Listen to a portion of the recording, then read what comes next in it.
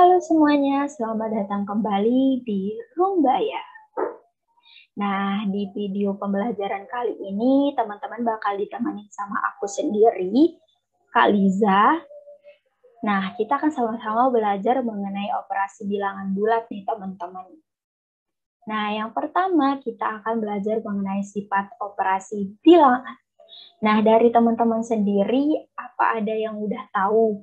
Apa aja sih sifat operasi suatu bilangan? Yap, benar banget teman-teman. Yang pertama yaitu sifat komutatif atau pertukaran. Yang dimana jika AB merupakan bilangan bulat, maka berlaku A ditambah B sama dengan B ditambah A, dan A kali B sama dengan B kali A. Maksudnya gimana sih Kak? Contohnya? Nah, yang pertama kita akan misalkan A merupakan angka 1. Ini contoh aja ya teman-teman. Dan B merupakan angka 2. Yang dimana 1 ditambah 2 kan sama dengan 3. Itu sama dengan 2 ditambah 1 hasilnya juga 3 ya teman-teman. Nah, sifat komutatif ini tidak berlaku untuk operasi pengurangan dan pembagian ya teman-teman. Jadi hanya berlaku untuk operasi penjumlahan dan perkalian. Yang kedua yaitu sifat asosiatif atau pengelompokan. Yang dimana jika A, B, C merupakan bilangan bulat, maka berlaku buka kurung A ditambah B tutup kurung ditambah C sama dengan A ditambah buka kurung B ditambah C tutup kurung, dan buka kurung A kali B tutup kurung ditambah C sama dengan A kali buka kurung B kali C tutup kurung. Yang dimana sifat asosiatif atau pengelompokan ini tidak berlaku untuk operasi pengurangan dan pembagian ya teman-teman. Yang ketiga yaitu sifat distributif atau penyebaran. Yang dimana jika A, B, C merupakan bilangan bulat, maka berlaku A kali buka kurung B ditambah C tutup kurung sama dengan buka kurung A kali B tutup kurung ditambah buka kurung A kali C tutup kurung, dan A kali buka kurung B dikurangi C tutup kurung sama dengan buka kurung A kali B tutup kurung dikurangi buka kurung A kali C tutup kurung. Yang dimana sifat distributif atau penyebaran ini hanya berlaku untuk perkalian dengan penjumlahan dan pengurangan. Selanjutnya kita akan membahas mengenai penjumlahan dan perkalian dengan bilangan 0. Suatu bilangan jika ditambahkan dengan 0, hasilnya akan sama dengan bilangan itu sendiri. Nah, sedangkan jika suatu bilangan dikalikan dengan 0, hasilnya akan sama dengan 0. Contohnya gimana sih, Kak? Nah, kita ambil contoh penggunaan angka 2 ya, teman-teman. Jika 2 ditambah 0, maka hasilnya sama dengan bilangan itu sendiri, yaitu 2. Sedangkan 2 dikalikan dengan 0, maka hasilnya 0 ya, teman-teman.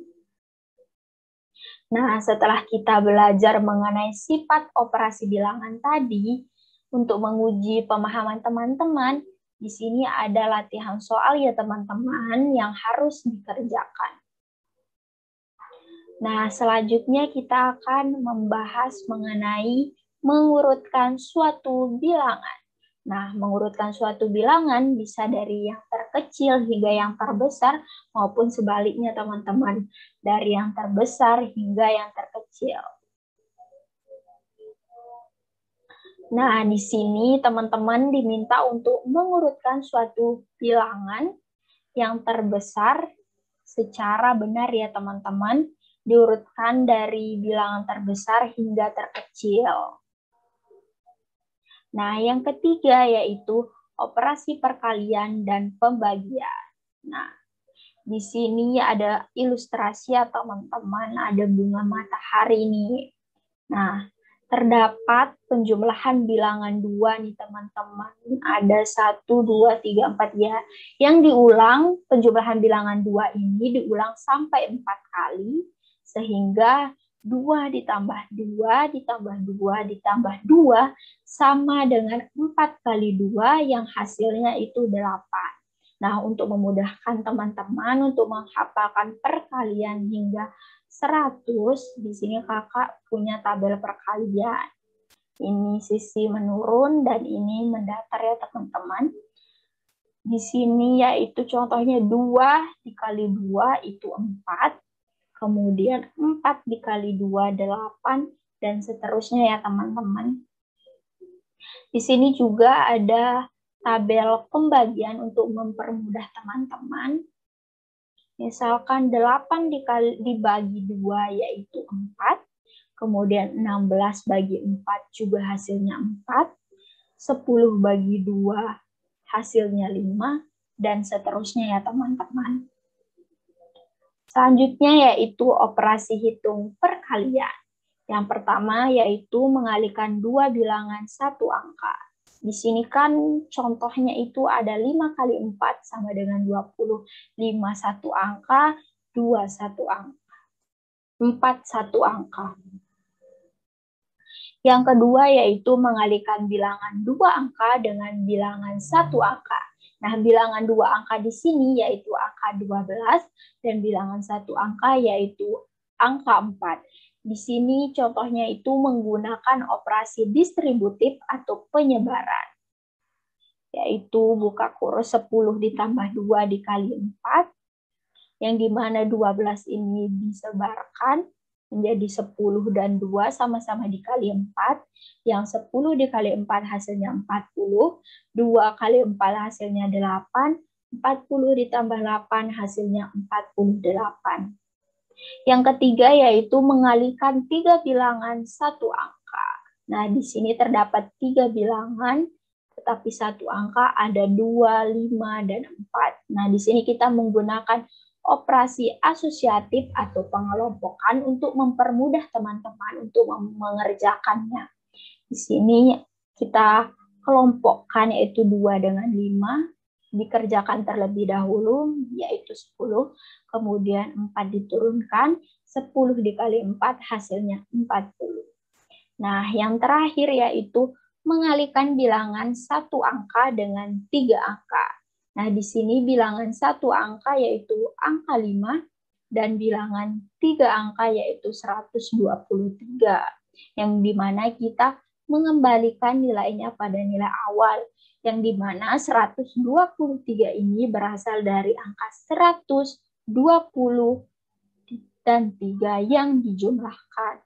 Kemudian kita kelompokkan untuk mempermudah pengerjaan, yang dimana 5 kali 100, 500, 5 kali 20, 100, 5 kali 3, 15, yang kemudian dijumlahkan sehingga hasilnya menjadi 615. Selanjutnya yaitu operasi hitung pembagian.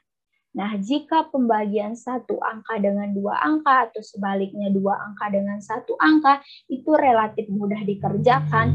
Nah, di sini kita melakukan pembagian 3 angka dengan 1 angka tanpa sisa. Nah, untuk mempermudah teman-teman di sini kita menggunakan pembagian bersusun ya teman-teman.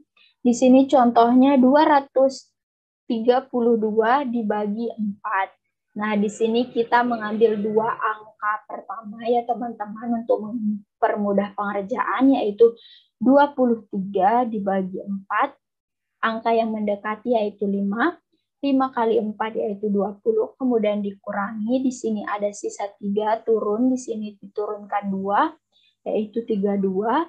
Kemudian 32 dibagi 4 yaitu 8. 8 dibagi 4 yaitu 32, yang dimana 32 dikurangi 32 itu 0 tanpa sisa.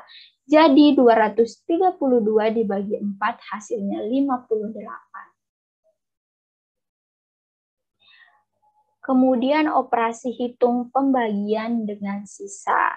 Nah, sebenarnya sama saja teman-teman seperti yang tadi menggunakan pembagian bersusun, namun di sini ada perbedaan terletak pada sisa. Nah, untuk catatannya, jika ada sisa, pasti sisa dari pembagian tersebut lebih kecil dari pembagi bilangan tersebut ya teman-teman.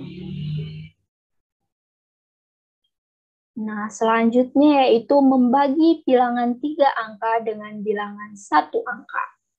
Nah, pembagian bilangan 3 angka dengan 1 angka ini mendahulukan pengerjaan yang ada di dalam kurung ya teman-teman seperti ini. Tetapi jika dalam suatu operasi hitung itu tidak ada tanda kurung seperti ini, maka pengerjaannya didahulukan yang lebih kiri dulu. Nah, kita kerjakan dulu yang ada kurungnya ya teman-teman. Di sini 128 dibagi 8 dibagi 2. Kita kerjakan yang dalam kurung 2 dulu teman-teman, berarti 8 dibagi 2 yaitu 4, yang dimana 128 bagi 4 yaitu 32. Nah, selanjutnya di sini tidak ada tanda kurung, teman-teman. Jadi kita membagi bilangan yang sebelah kiri dulu. Nah, di sini berarti kita kerjakan 231 dibagi 3 dulu, teman-teman, yaitu hasilnya 77, kemudian dibagi 11, yang hasilnya menjadi 7. Selanjutnya yaitu operasi hitung campuran. Nah, dalam pengerjaan soal perhitungan campuran, teman-teman harus mengerjakan bilangan yang mempunyai tingkat yang lebih tinggi. Tingkat yang lebih tinggi itu gimana sih? Nah, tingkat yang lebih tinggi itu biasanya berada dalam tanda kurung. Nah, tetapi jika tidak terdapat tanda kurung, maka jika operasi hitung tersebut memuat perkalian dan pembagian, itu berarti sama kuat ya. Jadi bisa terlebih dahulu dikerjakan perkaliannya dulu maupun pembagiannya dulu. Yang kedua yaitu penjumlahan dan pengurangan sama kuat. Bisa dikerjakan penjumlahan dulu maupun pengurangan dulu karena itu sama kuatnya. Nah, yang ketiga yaitu perkalian dan pembagian lebih kuat daripada penjumlahan dan pengurangan. Jadi, jika ada operasi hitung yang memuat perkalian, pembagian, penjumlahan, pengurangan, maka dikerjakan terlebih dahulu perkalian dan pembagiannya, baru penjumlahan dan pengurangannya ya teman-teman. Nah, untuk menguji pemahaman teman-teman kembali, silahkan kerjakan latihan soal berikut ya teman-teman. Aku yakin teman-teman pasti bisa mengerjakannya karena kita tadi sudah mempelajarinya ya teman-teman. Nah, mungkin pembelajaran kita untuk sekarang sampai di sini aja ya teman-teman. Tetapi sebelumnya aku mau berpesan sama teman-teman. Jangan sampai malas belajar ya teman-teman, karena menurut Arthur, orang bijak belajar ketika mereka bisa, sedangkan orang bodoh belajar ketika mereka terpaksa. Nah, jadi teman-teman nggak mungkin dong mau jadi orang bodoh yang maunya belajar itu ketika terpaksa. Nah, mungkin segitu dulu dari video kali ini, teman-teman. Sampai jumpa kembali. Dadah.